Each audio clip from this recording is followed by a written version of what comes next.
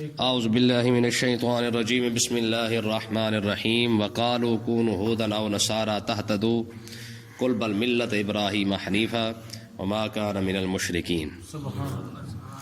پیچھے ہم پڑھ آیا ہے کہ یہودیوں نے کہا تھا وقالوا لن يدخل الجنة الا من كان هودا او نصارى، یہودیوں نے کہا تھا کہ یہودی اور عیسائی یہ دونوں جنت میں جائیں گے۔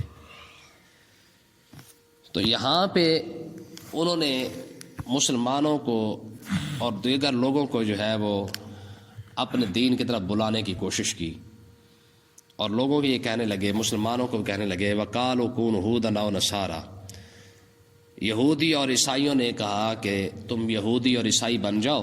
یہودیوں نے اپنے دین کی طرف دعوت دی، عیسائیوں نے اپنے دین کی طرف دعوت دی۔ تہتدوا، اگر تم یہودی اور عیسائی بن جاؤ تو تم ہدایت پا جاؤ گے۔ تو اللہ تبارک و تعالی نے اس کا جواب عطا فرمایا، فرمایا کل، اے محبوب آپ یہ فرما دے، بل ملت ابراہیم حنیفا، آپ فرما دے ہم تو بھائی ابراہیم علیہ السلام کے دین پر ہیں، حنیفا جو ہر باطل سے جدا ہو کر حق کے ساتھ تھے۔ حنیف کس کو کہتے ہیں؟ کہ ہر باطل کو چھوڑ کر حق کا ساتھ دینے والے کو حنیف کہا جاتا ہے۔ تو اللہ تبارک و تعالیٰ نے ابراہیم علیہ السلام کی باقاعدہ یہ شان بیان فرمائی ہے کہ ابراہیم علیہ السلام جو ہے وہ پکے ٹھکے حنیف تھے۔ مطلب کیا ہے کہ ہر باطل کو چھوڑ کر انہوں نے صرف رب کے ساتھ جو ہے وہ یاری لگائی ہے۔ تو اللہ تبارک و تعالیٰ نے ارشاد فرمایا کہ آپ محبوب ان کو یہ جواب دیں، وما کان من المشرکین، اور دوسرا جواب یہ ہے کہ ابراہیم علیہ السلام مشرک نہیں تھے۔ ٹھیک ہے، تم جو اپنے آپ کو دین ابراہیمی پر کہتے ہو، یہودی اور عیسائی دونوں کہتے تھے، کہتے جی ہمارے پاس جو دین ہے وہ دین ابراہیمی ہے۔ عیسائی بھی یہی کہتے، یہودی بھی یہی کہتے تھے کہ ہم دین ابراہیمی پر ہیں۔ تو اللہ تبارک و تعالیٰ نے اس کا جواب عطا فرمایا کہ اگر تم دین ابراہیمی پر ہو تو تم نے شرک کیوں کیا؟ عزیر علیہ السلام کو خدا کا بیٹا کیوں بنایا؟ ابراہیم علیہ السلام نے تو کسی نبی کو خدا کا بیٹا نہیں بنایا۔ عیسائیوں کو کہا گیا کہ اگر تم دین ابراہیمی پر ہو تو تم نے عیسیٰ علیہ السلام کو خدا کا بیٹا کیوں بنایا؟ مشرکین عرب کو کہا گیا کہ اگر تم کہتے ہو، وہ بھی کہتے تھے جی ہم بھی دین ابراہیمی پر ہیں، تو ان کو یہ فرمایا جا رہا ہے کہ اگر تم کہتے ہو کہ تم دین ابراہیمی پر ہو تو تم نے بتوں کو خدا کا بیٹا کیوں بنایا؟ فرشتوں کو خدا کا بیٹا کیوں بنایا؟ بتوں کو تم نے سجدے کیوں کیے؟ ٹھیک ہے، تو اللہ تبارک و تعالیٰ نے سب کا جواب دیتے ہوئے ارشاد فرمایا کل بل ملت ابراہیم حنیفا، محبوب آپ فرمائے نہ یہودی حق پر ہے، نہ عیسائی حق پر ہے، نہ مشرکین حق پر ہے، دین ابراہیمی پر کوئی ہے تو صرف اور صرف اہل اسلام ہے۔ ہم نے تو کسی کو خدا کا بیٹا نہیں بنایا، ہم نے تو خدا کے ساتھ شرک نہیں کیا۔ ٹھیک ہے، تو اللہ تبارک و تعالیٰ نے ارشاد فرمایا، اب دیکھیں مسلمانوں کو، اہل اسلام کو رب نے جواب کیسا عطا فرمایا بھی تم ان کو جواب دو۔ ٹھیک ہے، قولو، یہ جمع کا صیغہ ہے۔ ٹھیک ہے، کیا فرمایا کہ تم یہ کہو، یعنی اہل اسلام کو کہا جا رہا ہے تم ان کو یہ جواب دو، آمنا باللہ وما انزل الینا وما انزل الی ابراہیم و اسماعیل و اسحاق و یعقوب والاسباط۔ فرمایا تم یہ جواب دو ان یہودیوں کو، کیا کہ آمنا باللہ، ہم اللہ پر ایمان لاتے ہیں، وما انزل الینا، اور جو اس نے ہماری طرف نازل کیا ہے، اتارا ہے، ہم اس پر ایمان لاتے ہیں۔ اور اگلی بات وما انزل الی ابراہیم، اور جو اس نے ابراہیم علیہ السلام پر نازل کیا، و اسماعیل پر نازل کیا، اسحاق پر نازل کیا، یعقوب علیہ السلام پر، جو کچھ بھی اس نے تمام انبیاء پر جو کچھ بھی نازل فرمایا ہم اس پر ایمان لاتے ہیں۔ یہ جواب مسلمانوں کو رب سکھا رہا ہے کہ تم یہودیوں اور عیسائیوں کو یہ جواب دو۔ ٹھیک ہے، مطلب کیا ہے؟ اب اس سے ایک تو امت مصطفیٰ کے ساتھ رب کا پیار دیکھے۔ اعتراض یہودی کر رہے ہیں، اپنے دین کی تبلیغ وہ کر رہے ہیں، جواب رب عطا فرما رہا ہے تم ان کو یہ جواب دو ہے۔ والاسباط، اور جو ان کی اولاد پر، انبیاء کی اولاد میں سے جو نبی بنے ہیں، جو کچھ اللہ تعالیٰ نے ان پر نازل کیا ہے ہم تو ان پر ایمان لاتے ہیں بھائی۔ ٹھیک ہے، تم نے ایک نبی کو مانا، دوسرے کو چھوڑ دیا، دوسرے کو مانا، تیسرے کو چھوڑ دیا۔ لیکن اسلام کا مطلب کیا ہے کہ اسلام یہ کہتا ہے کہ آدم علیہ السلام سے لے کر آقا علیہ السلام تک جتنے نبی آئے ہیں سارے کے سارے سچے نبی آئے ہیں۔ ٹھیک ہے، ہاں یہ یاد رکھیں، یہ ضرور ہے کہ انبیاء کی تعداد کتنی ہے اس میں اختلاف ہے۔ مشہور یہ ہے کہ 1,24,000 ہے، وگرنہ یہ بھی کہا گیا یہ 2 لاکھ نبی آئے ہیں، یہ بھی کہا گیا کہ 2,40,000 نبی آئے ہیں۔ سمجھ آئی. لیکن مشہور جو ہے وہ کیا ہے 1,24,000. ٹھیک ہے. جس طرح کربلا والے 72 مشہور ہے، حالانکہ وہ 145 تھے.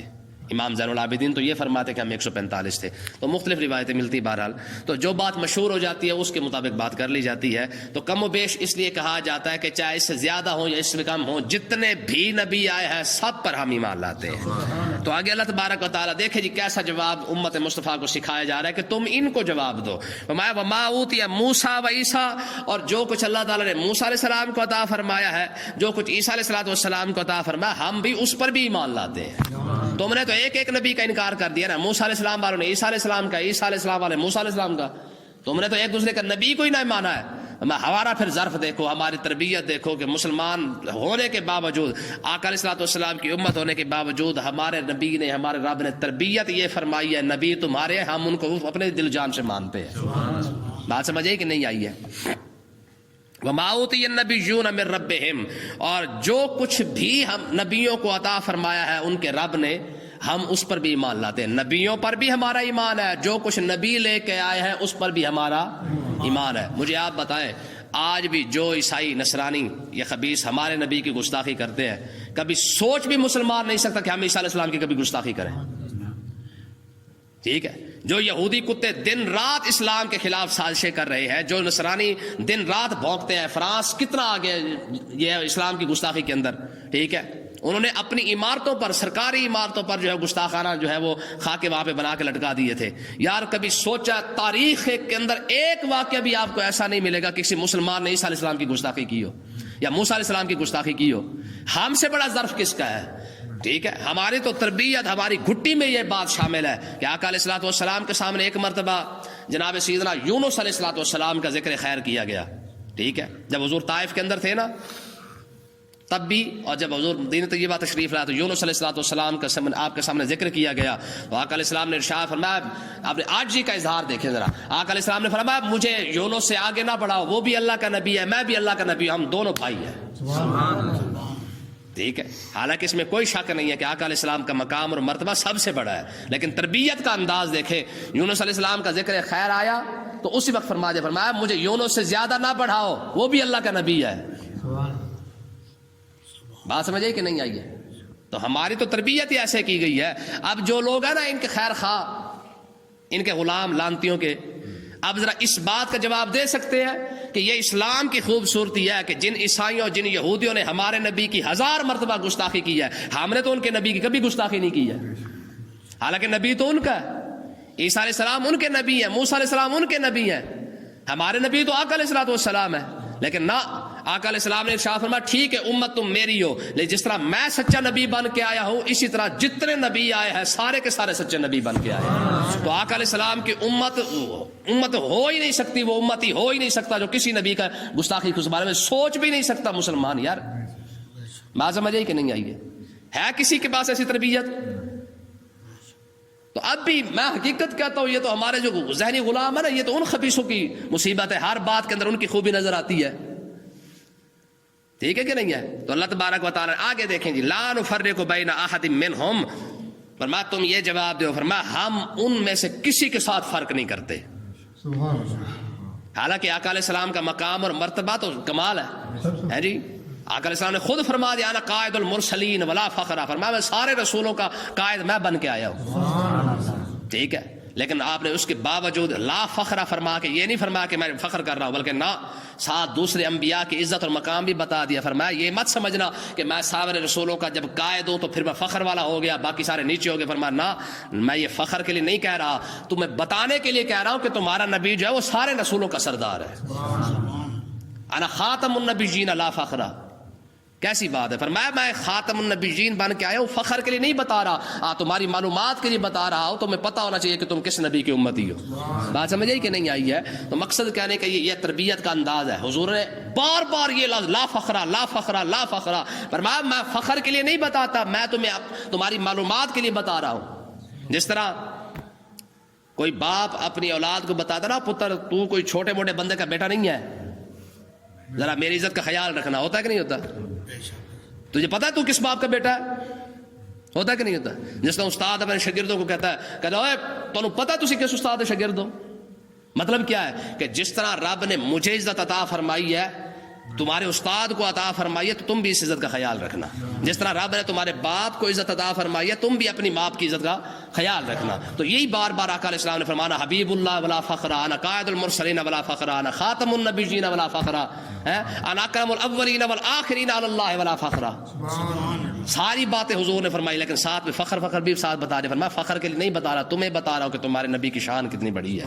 ٹھیک ہے. تو اللہ تبارک و تعالیٰ نے فرمایا نحن لہ مسلمون، فرمایا کہ تم ان کو یہ جواب دو بھائی ہم تو اللہ کے آگے گردن جھکانے والے ہیں، ہم کسی نبی کے ساتھ فرق نہیں کرتے ہیں.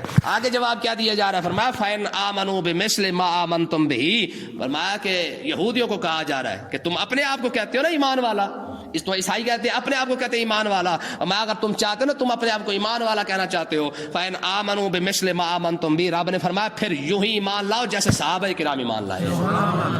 جیسے یہ امت ایمان لائی ہے، پھر ایسا ایمان لاؤ نا. ٹھیک ہے. اس امت نے تو کبھی بھی کسی نبی کے ساتھ فرق نہیں کیا. تم نے کھڑے ہو کے ایک نبی کو جو ہے وہ مانا نہیں ہے، دوسرے نبیوں کو تم نے شہید کر دیا. ایسا ایمان لاؤ جیسے صحابہ کرام لائے ہیں، جیسے یہ امت لائی ہے. کیوں جی؟ مزہ ہے کہ نہیں ہے؟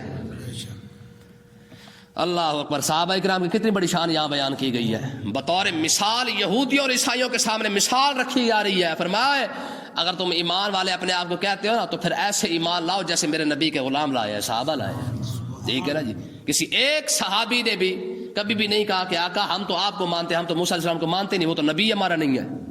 صحابی کو چھوڑے قیامت تک کے لیے آپ کو امت مصطفیٰ میں ایک فرد بھی ایسا نہیں ملے گا جو یہ بات کر جائے کہ جی ہم تو صرف اپنے نبی کو مانیں گے، ہم تو کسی کو نہیں مانتے. کبھی کہا کسی نے؟ مسلمان کے دماغ کے کروڑویں حصے کے اندر بھی خدا کی قسم یہ بات نہیں آئی تھی. تو اللہ تبارک و تعالیٰ نے ارشاد فرمایا، یہ پیچھے جو یہودیوں نے کہا تھا نا جی قالوا کونوا ھودا او نصارا تہتدوا، تم یہودی عیسائی بن جاؤ ہدایت پا جاؤ گے. یہ آج کے سبق کے پیچھے والا. ٹھیک ہے. تو دیکھیں اب اللہ تبارک و تعالیٰ نے ہدایت کہاں رکھی ہے. میں تم ایسے ایمان لاؤ جیسے صحابہ لائے ہیں، فقد اہتدوا، اگر تم ایسا ایمان لاؤ جیسے صحابہ لائے ہیں، جیسے یہ امت مصطفیٰ لائی ہے، تو فقد اہتدوا، پھر تم ہدایت پا جاؤ گے. ہدایت والا رب ہدایت کا راستہ خود دکھا رہا ہے کہ بھائی ہدایت چاہیے تو پھر ایسا ایمان لاؤ جیسے میرے نبی کے صحابہ لائے ہیں. کیوں؟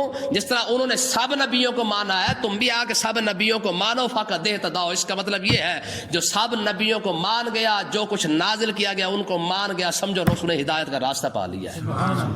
اچھا ہدایت کا راستہ خود رب آپ دکھا رہا ہے، یہ ہدایت کا راستہ ہے.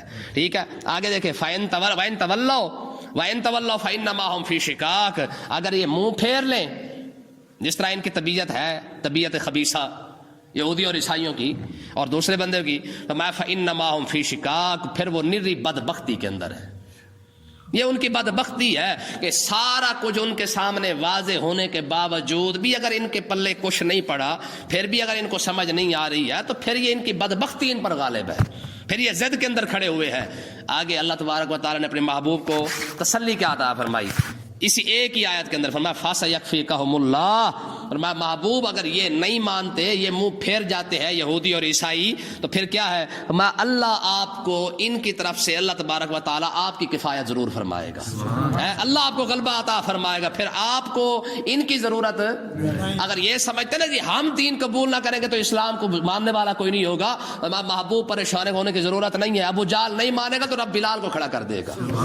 ابو لہب نہیں مانے گا تو رب سلمان فارسی کو کھڑا کر دے گا. یہودی نہیں مانیں گے تو رب انصار کو کھڑا کر دے گا. اگر عیسائی نہیں مانیں گے، رب قریش کفار مکہ کے اندر جو مسلمان غریب مسلمان ہے، رب عمار بن یاسر جیسے بندے کو کھڑا کر دے گا. کیوں جی؟ یہ اسلام کی پاور ہے کہ نہیں ہے؟ آج تک اسلام نے کسی کے آگے ترلا، ابو جہل نے کلمہ نہیں پڑھا، اسلام نے ترلا تھوڑی مارا کہ یار تیری مہربانی تو سیٹھ بندہ، اگر تو نے کلمہ نہ پڑھا تو اسلام نہیں پھیلے گا. ہے جی؟ ابو لہب نے کلمہ نہیں پڑھا تو اسلام نہیں پھیلے گا. نہ، اللہ تبارک و تعالیٰ نے فرمایا فَسَيَكْفِيكَهُمُ اللَّهُ، فرمایا رب محبوب آپ کو غالب کر دے گا، آپ کو پریشان ہونے کی ضرورت نہیں ہے. وَهُوَ السَّمِيعُ الْعَلِيمُ، سننے والا بھی وہی ہے، جاننے والا بھی وہی ہے. جب سننے اور جاننے والا وہی ہے تو آپ دیکھتے جائیں آپ کا دین رب غالب کرتا کیسے. دیکھیں نا مکہ کے چودھریوں نے جو کلمہ نہیں پڑھا، رب نے کہاں سے بندے کھڑے کر کے یہاں پہنچائے ہیں. ٹھیک ہے. اللہ تبارک و تعالیٰ نے مسلمانوں کو تسلی دی، فرمایا یہ مکہ والے کلمہ نہیں پڑھتے، رہنے دے. تو پروردگار پھر کیا ہوگا؟ فرمایا پھر دیکھتے جاؤ تماشا، مکے والے نے کلمہ نہیں پڑھا، رب نے یمن والوں کو توفیق عطا فرما دی. یمن والے جب کلمہ پڑھ کے آئے تو آقا علیہ الصلوۃ والسلام کی بارگاہ اقدس میں جب حاضر ہوتے نا اور آ کے عرض کرتے یا رسول اللہ ہماری جانیں ہی آپ کے لیے قربان ہے، آپ حکم تو کر کے دیکھیں. ٹھیک ہے. جب ان چودھریوں نے کلمہ نہیں پڑھا تو یمن کے بارڈر پر ایک چودھری بیٹھا تھا، بہت بڑا چودھری تھا، سمامہ بن اسال. ٹھیک ہے، بہت بڑا وڈیرا. نام کیا ہے؟ سمامہ بن اسال. ٹھیک ہے. آقا علیہ الصلوۃ والسلام نے، یہ اسلام کا سخت ترین مخالف. آقا علیہ الصلوۃ والسلام نے صحابہ کرام کو بھیجا، فرمایا پکڑ کے لاؤ اس کو ذرا. ٹھیک ہے. اچھا اتفاقاً یہ جا رہا تھا عمرہ کرنے کے لیے، صحابہ کرام اس کو پکڑ کے لے آئے. پکڑا بھی گیا. بڑا کمال ان کی بات ہے یار ان کی. جب پکڑ کے لائے نا ان کو آ کے مسجد نبوی کے کیا کہتے ہیں اس کو، پلر کے ساتھ، ستون کے ساتھ باندھ دیا گیا. پہلے دن حضور تشریف لائے. آپ نے فرمایا سمامہ حال سنا. کہنے جی مجھے آپ کے شہر سے بھی نفرت ہے، آپ کے نام سے بھی نفرت ہے، آپ کی شکل مبارک سے بھی نفرت ہے. حضور چپ کر کے خاموشی کے ساتھ مسکرا کے چلے گئے. یہ بندہ ہوا ہے. دوسرے دن حضور پھر تشریف لائے. میں سمامہ حال سنا. اس نے پھر وہی جواب دیا، کہا جی نفرت ہے مجھے آپ سے.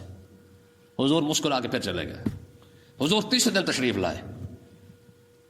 آپ نے سمامہ حال سنا. کہنے لگا یا رسول اللہ 2 دن ہو گئے ہیں، میری طبیعت بدلتے بدلتے اب حال یہ ہے کہ اللہ کی عزت کی قسم مجھے آپ سے بھی محبت ہے، آپ کے نام سے محبت ہے، آپ کی شکل مبارک سے بھی محبت ہے.